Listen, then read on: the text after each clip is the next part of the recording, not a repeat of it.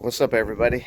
It's a nice warm, probably 33 degrees here in good old Kentucky. Got a little snow flurry going down. I got home from work today. Figured I'd try to get some stuff done even though it's cold, but I'll try not to whine and cry about it being cold. You know, I don't like the cold. But anyways, I should have had this car done a long time ago, so I can't blame nobody but myself because I've been procrastinating and finding all kinds of other stuff to do other than work on it. But I'm getting close, and I'm going to try to rifle through and get a bunch of stuff done this weekend. So what I'm doing right now, trying to get my intercooler piping done today. I got the front mount intercooler on there. I don't remember the dimensions of this guy, but I bought it separate, with a piping kit. And, I drilled some holes up here, put some silicone, some plugs in, but I drilled these holes to be able to bolt it here. Made me some little brackets underneath it to mount the bottom. And then I left as much of this front bumper on here as I could. These front bumpers are, they're like 3 chambered, and I cut the bottom 2 chambers off just here in the front. I put the plastic cover on it to make sure I cut enough of it where I couldn't see it. But I just felt better having a little bit of metal, even though if I ever got into a wreck, that's not going to do a whole lot. But I left it on there more for the support of the plastic front bumper, just to have a little something behind it, so it's not just a piece of plastic hanging out there. I got all my wiring harnesses cleaned up finally. I think I ended up putting about 5 different plugs on here. All my plugs were cracked and messed up. I removed all of the, this is the front O2 sensor, but I removed all of the wires that ran around here to the VICS, VICS, I think it's variable intake control, something with an S. I don't know what that stands for, but that's what was factory on the SL. I ended up, these are all the wires that were all cracked and plugs. That's what I basically cut off and replaced. Like I said, today I'm working on intercooler piping. I was going to show you my supercharger, so please forgive my garage. It's an absolute mess in here. I got my daughter's just got into bearded dragons and leopard geckos, so we got some new tanks that I got to build a stand for to get those put into her room. I got car parts laying all over the place in here. I mean, it just looks like an absolute mess. Almost embarrassing to even show it, but I'm keeping all the parts I'm taking off of this thing, even though I'm replacing them, because if something doesn't go right, I'd be kind of pissed that I threw them away and I actually needed something. So here's a good look at the supercharger. It's pretty much ready to go in the car now. That's why I figured I'd show you guys get a good look at it. Oops, kicking stuff around in here. But I ended up having to replace the front pulley, or not the front pulley, the supercharger pulley itself. I went with it's actually the alternator pulley.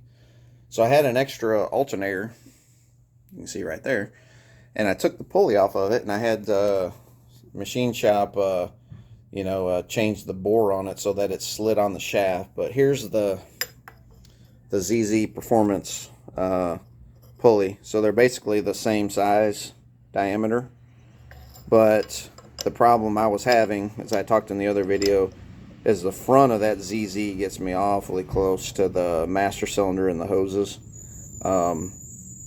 And when I finally put the hoses in the car, they were so close that it was actually touching.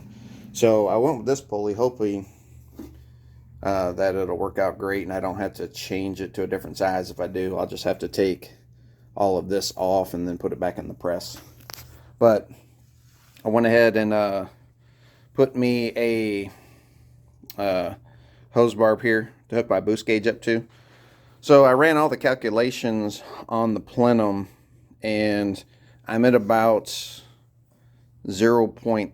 It's a 3-liter engine, and I think I'm at like 2.6 liter if I count this pipe what I have left of the runners and then the actual lower intake. Hopefully that's enough. I don't know. If not, I'll have to do something crazy to make sure I'm not starving with air.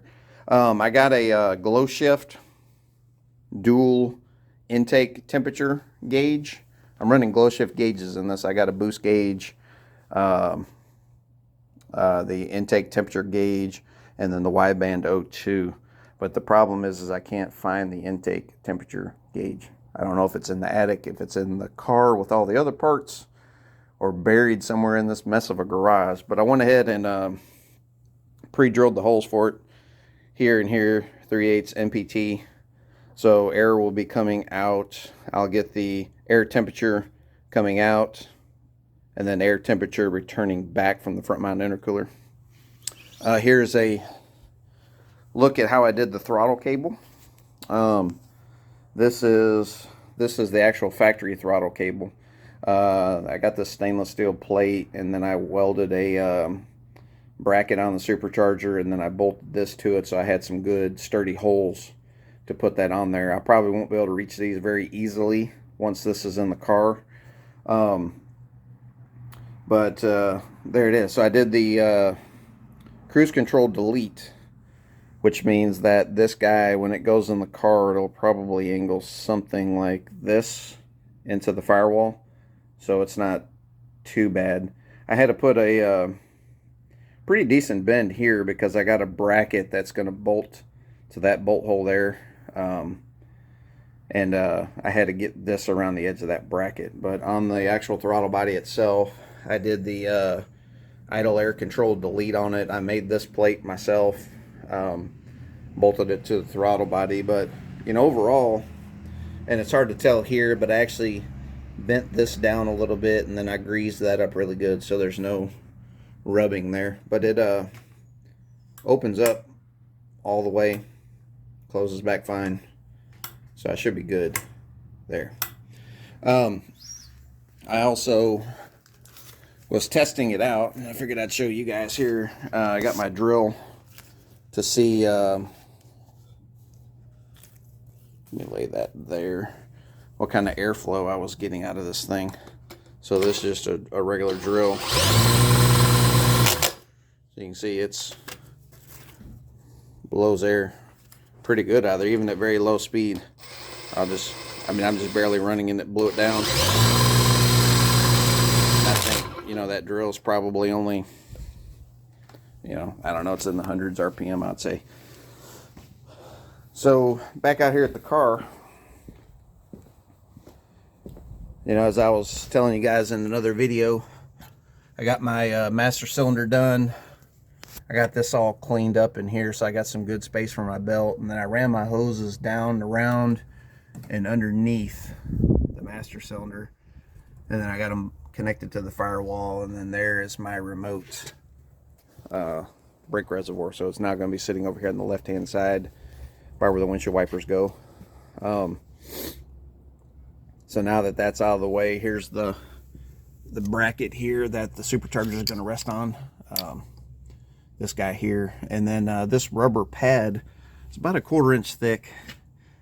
I used it when I was fabbing up the supercharger to give me the space in between the valve cover and the supercharger, and then I decided to just silicone it on there so the supercharger will just kind of be resting on that while it's mounted to the bracket, and then it's going to get most of its support, you know, when it's bolted to the lower intake. But I wanted to have that in there because when I tighten my belt down on this side here, you know, it's going to kind of pull it down.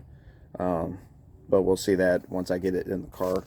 But mainly I've been working on all this piping, and what I'm going to do is I'm going to set the supercharger in the car, and then I'll bring you guys back and then show you how all the piping is going to work. So be back in just a minute. Alright guys, I got all of my intercooler piping mocked up. As it gets colder, my hood keeps falling down on me, but this is pretty much what I got going on. I got coming out of the supercharger, I had to take 245s and then drop them down through here, which it's awfully awfully tight going down in there. I had to loosen up my dryer and move it over just a little bit so I can get all the room I could to get that pipe down through the hole that I had to cut bigger up through there. So I come out of there into a 90, wrap around the front of the car. We'll go through the intercooler, then back around into the car, and then from there I'll be coming back to the supercharger. I'm a little close right here. I think once I get all my hose clamps on and get everything tightened up, it should be lined up a lot better.